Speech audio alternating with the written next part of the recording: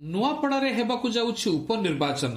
बिजु जनता दलर नुआपड़ा विधायक स्वर्गत राजेन्द्र ढोलकियांक अवर्तमान हेबाकु जाउथिबा नुआपड़ा उपनिर्वाचन रे राजनैतिक विश्लेषकक आकलन कांग्रेस रो होई पारे सहज विजय। जदिओ कांग्रेस निजर भूल टिकट आवंटन पई 2024 विधानसभा निर्वाचन रे एही नुआपड़ा आसनटीकु बिजु जनता दल हातरे हराइथिला, अर्थात बिजु जनता दलर राजेन्द्र ढोलकिया 61,822 खंड भोट पाई विजयी होइतिले। मात्र कांग्रेस र प्रार्थी होइतिबा पीसीसी सभापति भक्त दास को मिलिथिला मात्र 15,501 खंड भोट, किंतु 2019 कांग्रेस र प्रार्थी तथा 2024 रो स्वाधीन प्रार्थी घासीराम माझी खाता को जाइथिला 50,941 खंड भोट। जदि एही उभय भोट कांग्रेस खाता को जाइथांता तेबे कांग्रेस को मिलिथांता 66,442 खंड भोट, जाकी बिजु जनता दलर दिवंगत नेता राजेन्द्र ढोलकियांकठू 4,620 खंड अधिक।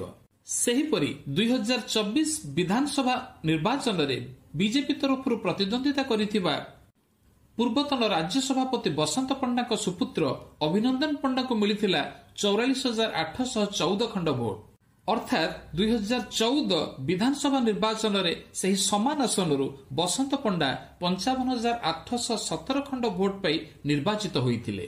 मात्र एबे देशव्यापी मोदी लहर वर्तमान आसिबा बिजु जनता दल को नहीं चलीथिबा आलोचना को विशेष सूत्र अनुसार बिजु जनता दल जदि राजेन्द्र ढोलकियांक पुओ जय ढोलकियांक टिकेट न देई नुआ मुह भावे पूर्वतन जिला सभापति मनोज मिश्र को टिकेट दिए, तेबे हुए तो राजेन्द्र ढोलकियांक पई थिबा सिंपाथी भोट बिजु जनता दल हातेई न पारे एवं तासह नुआ कंदल को निमंत्रण करिबा हुए तो सार हेई पारे।